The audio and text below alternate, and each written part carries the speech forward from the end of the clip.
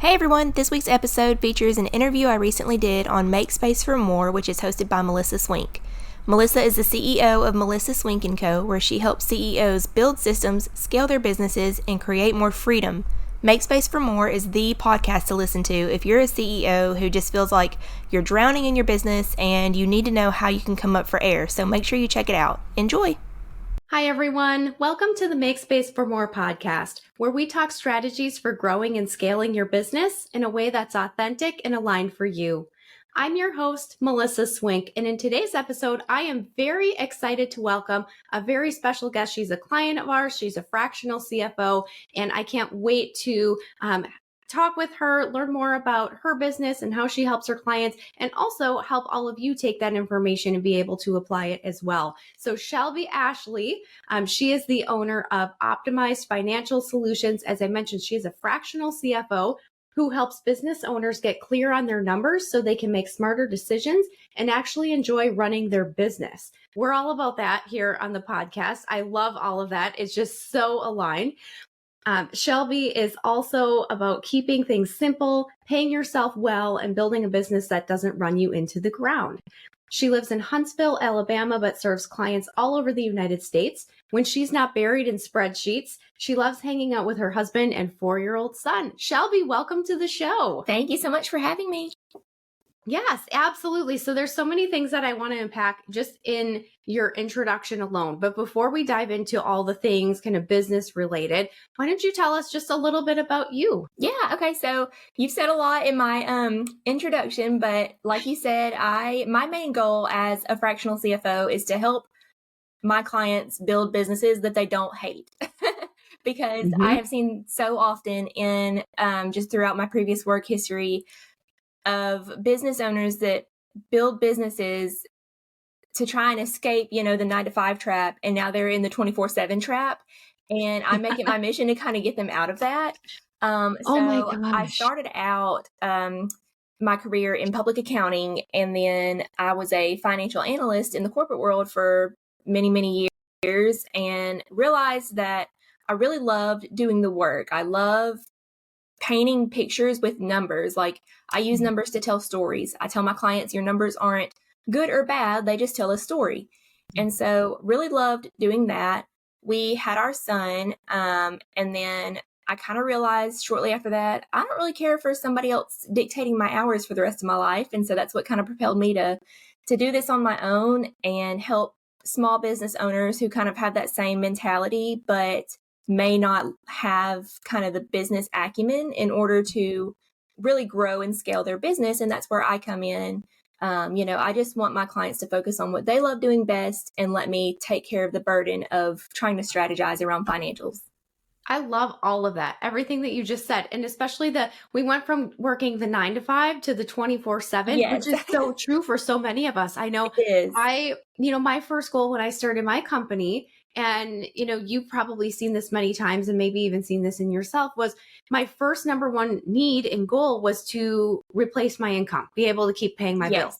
Yes. And then it's like, once we hit that point, then it's kind of like, wait a second, I think I've just created a job for myself. Mm-hmm. Like, eventually you get to that point where you're like, oh, I can't go on vacation or at least fully unplug because there's nobody else to help me. Like, I'm doing all the things. And so businesses can become a cash eating monster. Yes. Also. Oh yeah. Especially, it's so overwhelming. In fact, my daughter just interviewed me on the podcast, our last episode. And one of the things she asked me was, what is some advice that you would give to someone starting a business? And I'm like, you are going to be absolutely inundated with everything you can be investing in and everything you should be doing. You need to do all this marketing. You need to do all this networking. Like, there's just no shortage of things to invest in. And it's hard. It is. And especially at that stage, you get so caught in like analysis paralysis. Like, there's so many options that it's kind of hard to like just go take action, because you're like, well, I want to make sure I choose the best one. And you've only got 2 resources in business, which is time and money. So you're either going to spend money or you're going to spend your time. And it's always going to be a challenge as a business owner determining what you should be spending in each of those areas. And so Mhm. it is really hard to just sit back and be like, okay, I'm just going to go forth and just take action and just do it. I'm especially guilty of this. Like, I will weigh out every single decision, and I'm very calculated like that. So the taking action part comes a little late for me, but yeah, it is hard as a business owner to kind of decide, okay, how do I need to be spending my time right at first? Because when you're in a job, you're told what to do. Well, now you're the business owner and you have to be making those decisions for yourself and hoping that you're going to get a payoff from them. Mhm. Yeah, 100%. And I'm also thinking about, I have met plenty of business owners over the years, especially in those early stages where the cash flow is a hard piece to get, Oh, or yeah. they're finding themselves, they know that they can't necessarily run their business based on the dollar amount that's in their checking account today. Like, Yeah. can I go out and afford to, invest in this, or can I buy that thing? And they're looking, but, especially if they're in a feast and famine cycle Mm-hmm. where they've got a lot of work and then they're heads down doing all the work, and then work, the projects wrap up and then they kind of come up for air and they're like, oh, wait, now where's Yes. my next dollar coming from? Like, there's Yes. just so many things that you're sorting out, especially in those Yes. early years. Yeah, absolutely. And the cash flow aspect is just, it's not something that, when people go into business, especially if you're in some kind of trade, like if you are an HVAC or electrician or something like that, like, that thing. That's what you were taught. That's what you learned. That's what you did. You don't know, cash flow strategy and things like that. You just kind of have to learn until you can afford to hire somebody. And planning for those feast and famine cycles is crucial, because you have to balance your time between, okay, I'm doing the work right now, but I also need to be keeping the pipeline full, and having cash flow projections of, okay, I know such and such is going to wrap up on this date. How am I going to replace that money? It's so imperative. I mean, in forecasting and all those future projections are just not things that people get from their bookkeeper or their accountant, because accountants are focused on your past numbers and recording those and keeping you in compliance. But who do you really have to help you forecast your future numbers and see what your cash is going to look like 3 months or 6 months or 12 months from now? And so that's what I love doing, is really just putting people's minds at ease and helping them see what kind of impacts all these different decisions that they're weighing are going to have on their profitability and their cash flow. Okay, so that is actually a perfect segue into one of the questions that I had too is, if it's a fractional CFO, you're not quite an accountant, you're certainly not a bookkeeper. Like, how do you kind of fit into what the typical business is, I guess, accounting or financial team? Because I feel like Yeah. when I talk with potential clients and clients, it's often, well, I have an accountant who does my taxes once a year. And then maybe they have a bookkeeper who kind of categorizes transactions and things. Yeah. If we're lucky, sometimes they'll just respond, well, I have QuickBooks Online. But we know that having QuickBooks Online doesn't make you an accountant any more No. than Word makes you, a best-selling author. Right. So it's really interesting. So we've got accountants and bookkeepers are very commonly known, but a Yeah. fractional CFO, kind of, how do you fit into that picture? So I take what my clients' bookkeepers and accountants have already prepared, because they keep up with all the past numbers, and I put those into my financial model that I go over with clients. And using the past data, I project out what the future is going to look like.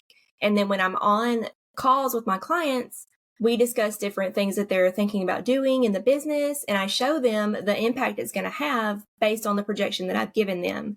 And so I work in tandem with bookkeepers and accountants. So they take care of the past numbers. I then use those to project out the future numbers. Awesome. That's a really great, simple way to think about it. Yeah, I Past always versus say, future.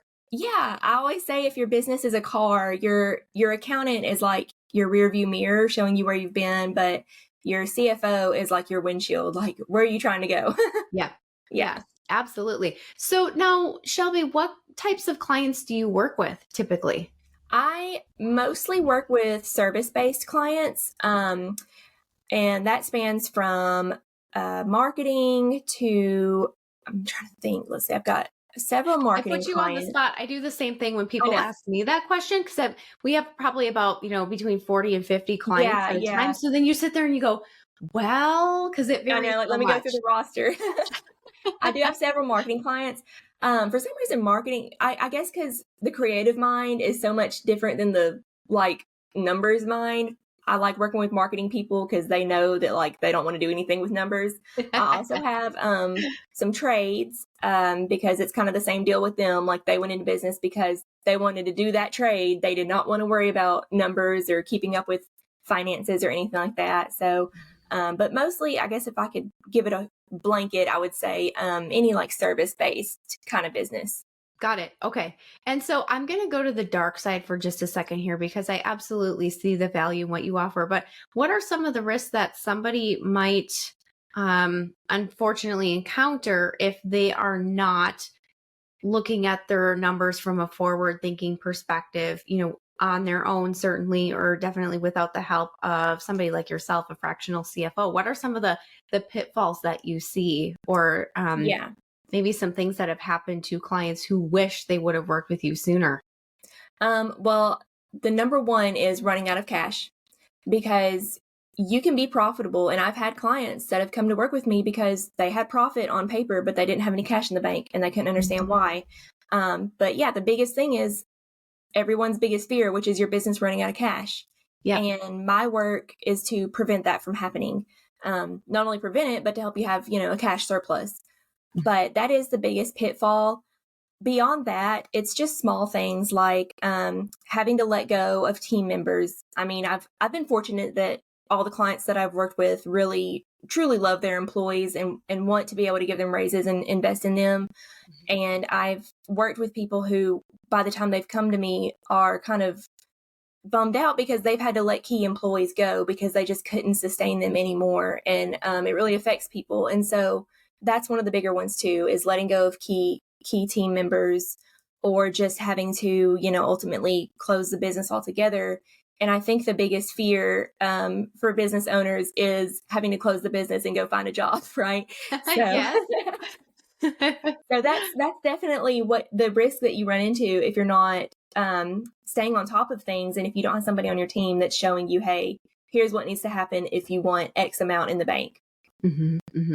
Yeah, absolutely. That is very true. When you said, having to close the business and go out and get a job, oh man, I don't know if I could go back to that. You can. But I mean, you're right.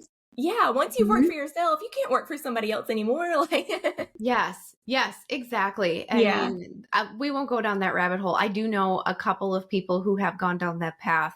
And that was the best decision for them at the time. But I always think like, oh gosh, what if, things, maybe if you would have been able to secure that investor, or what if you were able to, get that cash flow where you needed it to be, and you were Yeah. able to pay yourself what you needed in order to support your family. I just think, how many opportunities, and I guess like broken dreams have, Yeah. happened because this piece wasn't in order. Exactly. Yeah. And my mission is to prevent that from happening.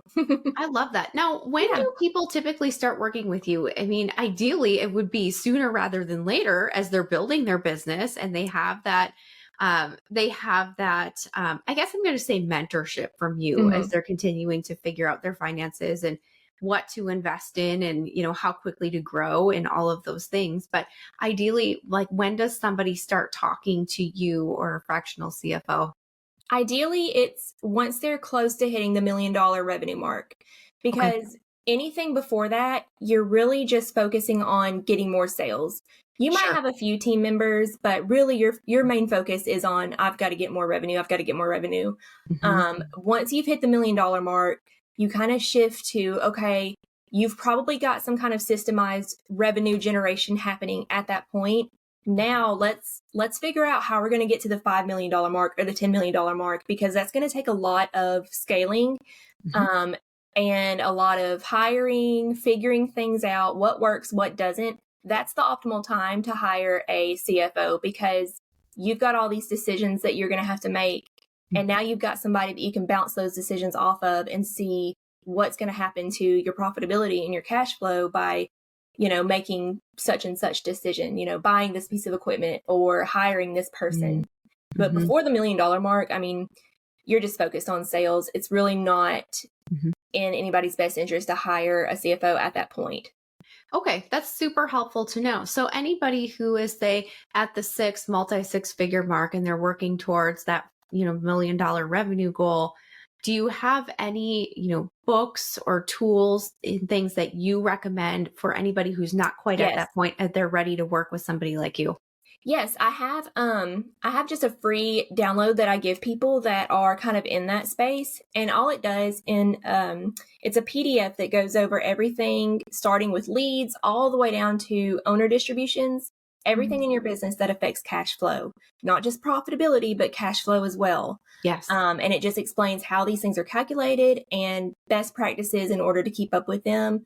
I give that out to as many people as I can because it's very helpful. And then by the time this airs, I'm hoping I'll have it launched already. But I am launching a membership that's going to have just templates and just monthly tools that people can use if they are in that range that will help them kind of get control of their finances without Okay. having to make a huge investment into a CFO. That's fantastic. Okay, we will, of course, link your website in the show notes. And so Yes. those listening can go check out your website, see the Yeah, and that'll resources be that you have my available there. accountability piece to make sure I have it done and launched and ready so that I've got Yes, something to link. I love it. I have done that on podcasts that I've been a guest on before where I'm just like, okay, when is this airing? All right, so you guys, we have to make sure Yes. that this new thing is ready to go by this Yep. date because I just promised it to the world. That's great accountability for yourself. Yep. I'm glad you asked me that. Oh my goodness. So I would love to shift gears a little bit and learn a little bit more about your business. So I don't Mhm. even think that I am aware, but when did you start your business? How many years ago was I it now? started in March of 2022, so I'm Okay. just over 3 years old now. That's fantastic. Uh-huh. Congratulations. Thanks.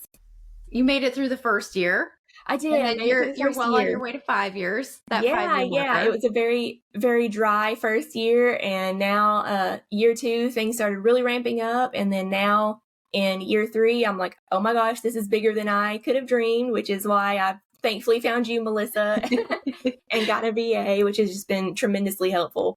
Awesome. Yes, super grateful. I would love to learn a little bit more about, kind of how you're building your team as you continue to grow as well. So interesting in that first year. And, certainly the first year is tough for everyone. Oh I yeah. feel Oh like. yeah.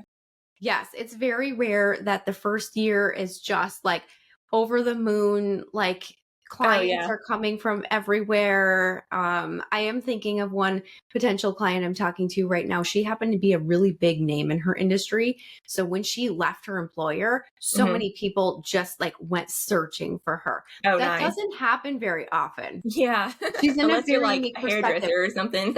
But on the flip side, though, she now, and I'm sharing this because I think is somewhat relatable, is now she went from, she had no experience being a business owner to Mhm. all these clients. And now, like, her back end, it's just like, how do I want to put it? Her back end and her operations need streamlining. They Mhm. need some formal processes and systems because, of course, they're saying yes to business coming in the door because, they're trying to, she's trying to replace her income and all of Yeah. that. But then there was no time to really set things up Yeah. and kind of Exactly. learn as you go and have that Yes. slower growth.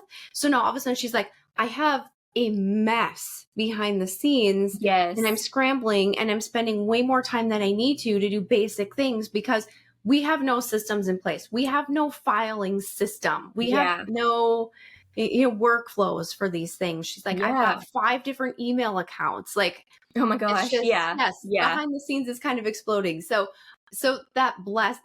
it probably doesn't feel like a blessing at the time. Sometimes having a slow first year is kind of a blessing as you're figuring stuff out. Yeah. Oh, for sure. Yeah.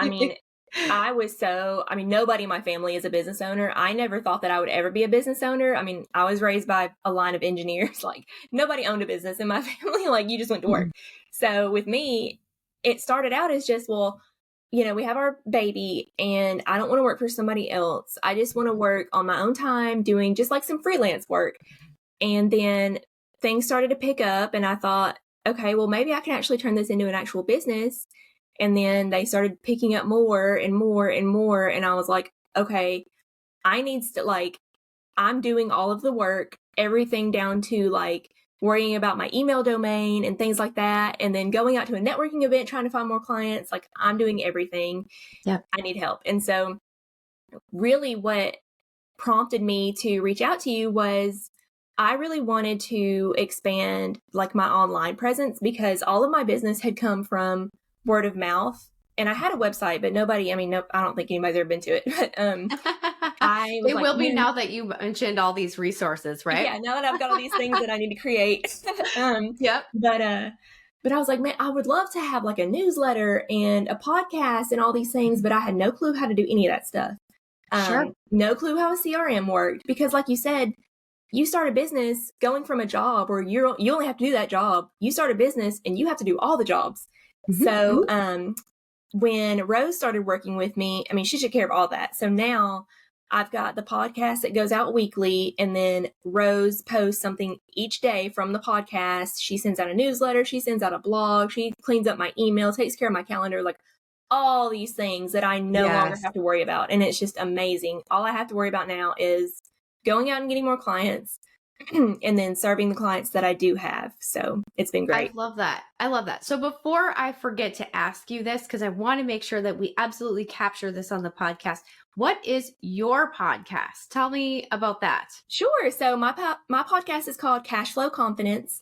I launched it, I think back in January or February is when I launched. Could be a little bit later than that, but it just it's very short, just like 10-minute bite-sized episodes, speaks to very specific things that business owners are dealing with and how that might affect their cash flow. The ultimate goal is I want people to love their business and I want them to, like the name suggests, feel confident about their cash flow. Like, yes, I can do this. And so it's very empowering and it's very like actionable. Each episode I end with, okay, here's what you need to do this week. And if you want to experience this result, I talk about hiring practices.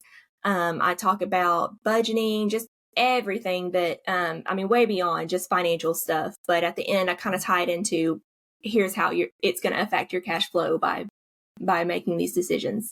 Sure. Absolutely. I love that. So then, so you have, our team, which we are so grateful for the opportunity to work with you. And I love that you have a VA who's just very versatile and can do a variety of things. Yes. She's got marketing background. She's got that organization piece for emails and such. Do you have any other team members that you're currently working with or that you would like to begin working with in the future as things continue to grow? Like who's on your wish list? So on my wish list right now is a CFO that works for me because right now I am both a fractional CFO and I'm also the CFO or CEO of a CFO firm. I just want to be the CEO. I don't want to be the one doing all the work as well. So right now on my wish list is somebody that can just completely take care of client work for me. That way I can just go out and focus on getting more clients and kind of just feeding the conveyor belt. But so right now, it's just me and Rose, and she's amazing. Like anything like creative, even because I'm not creative whatsoever, and I'll stare at a landing page for 6 weeks. But but now that I've got all that taken care of, it's really opened the door for me. Like, okay, now I can start hiring actual like fulfillment side and getting clients taken care of, and then eventually get to where I can put a salesperson in place, and then this whole thing just kind of runs without me, and that's the end goal. Yes, I love that. I love that. A salesperson is something that's high on my list as well because I'm still doing all of my consults. I'm having conversations with potential clients, and I enjoy that. And I also recognize that I'm the only one doing this for my company, so the risk is there of me being the bottleneck. Yeah, totally. And I mean, you have to do these things. I mean, if you were somebody starting out with just a ton of capital and you wanted to start a business and you immediately put people into place, I don't feel like you would get quite as much traction as opposed to people who were having to bootleg each and every job because now you know how that job needs to be done. Yes. You know what to do and what not to do so that when you're training this person, you're like, okay, stick to this. Let's don't do this. Like, you know what works for your business. So you do have to start out doing it all yourself, but eventually, you get to where you can start replacing yourself and so. Yes, I love that. I love that. So when you think about things, so we're talking about team And, certainly you've shared a lot of things of like, here's, what I have seen people do that works well. Here's some of the things I wouldn't recommend. Are there things that you personally have invested in as you're growing your business, or you've seen other clients invest in that maybe didn't pan out as well as you would have thought, or maybe they didn't quite get the ROI that they were intending? I'm just curious. Yes. I've seen clients invest in different kind of like lead generation strategies that maybe weren't the best for their particular business. Like I had a client who took out a bunch of billboards, and they were a B2B service, so billboards were not really like it just Sure. didn't Yep. pan That's out. typically B2C, business to Right, consumer. right. Yep. So and so that one, things like that. And I've seen people who, when it comes to hiring, they don't really put the right people in the right seats. So what I mean is, like, I've had a client who they were almost to capacity, so had a ton of work coming in, but a ton of revenue. They weren't keeping a lot of that revenue when they first started working with me, and so they thought it was a sales problem. So they put a salesperson in place, and now this huge influx of work has now started to come in. Their team is already at capacity, and so they really, like, a lot of stuff had to fall by the wayside. And so knowing things like that, like when to hire for what position, is really important. Yes. And so I always say, if your business is like a bucket, if you have a bunch of holes in your bucket and you just keep pouring more water into it, it's just going to keep on leaking out. So you've got to make sure your bucket is, leak That's a free perfect before you start. analogy. Yeah, before you start bringing more revenue into your business, make sure it's not leaking out anywhere. So things like that, just, yeah. And I've worked with enough now, and even in my corporate career, seen things like these where I can be like, okay, pump the brakes. Let's see what this is actually going to look like later on down the road. And then with the one that brought on the salesperson too early, I showed them, I was like, okay, worst case scenario, if this person just absolutely sucks at their job, they're still going to bring in likely this much in revenue. How are you going to keep up with it? And they're like, no, it'll be great. So yeah. Yes. Yes. Again, paying attention to, profit, revenue, but not necessarily how that's all going to impact the business through cash flow and, resources, capacity, and all of that. That's huge. Yeah. Yeah. There's a lot that goes into it. I mean, I'm not just there's a lot of CFOs that they'll just say you need to hit such and such margins because you're in this industry and that's the industry standard. Like, I want to make sure that my clients are building a business that they love. And if you're stuck having to work a lot more than you thought you were going to, or you're making bad investments, that's not going to happen. You're going to grow to hate it and resent it. And so that's why it's so important to have somebody to kind of act as a sounding board, not just financially, but when you're making decisions like that. Right. Well, that's a perfect segue, Shelby, because you also offer a free consultation. So for anybody who's listening is going, okay, I'm at that point where my business is really growing.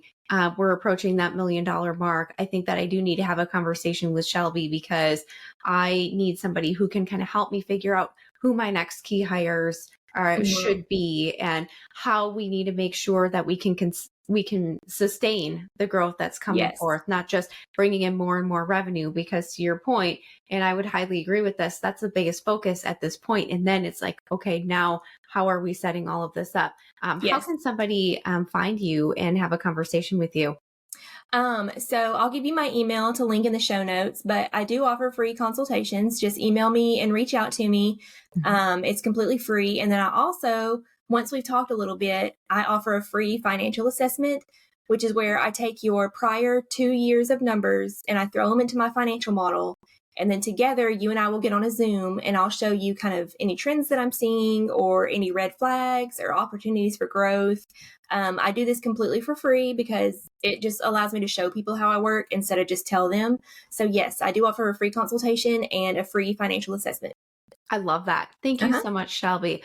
I really appreciate you taking the time to join the podcast today and share with our listeners just some of the stories about, you and starting your business and some of the things that you've been choosing to invest in, where you've been spending your time and money, but then also what you've been seeing with other business owners as well. It's always nice to get some insights as to like what's working and, what maybe we should be aware of pumping the brakes a little bit before we just, continue on and just doing more and more and more, because that's not necessarily the answer. Yeah, absolutely. And thank you so much for having me. Absolutely. We'll be sure to link your podcast in the show notes as well, Okay. because I think that sounds fabulous. I'm going to definitely check that out as well and add that here so I get the updates when you post new episodes, because I think Absolutely. all that Yeah. information will be very helpful for me personally and our team as we're continuing to grow as well. So, and thank you to our audience for tuning in to today's episode of Make Space for More. We will be back next week with another fantastic guest. We have several guests scheduled to be on the podcast, sharing their stories, their knowledge, and it's all intended for us to grow our businesses beyond ourselves, but also in a way that's authentic and aligned, because we don't want to be building businesses that we don't like and then want to figure out where's the exit, or to be, burned out in the process. So really appreciate everyone joining us as well. And we will be back again next week. Have a wonderful day, everyone.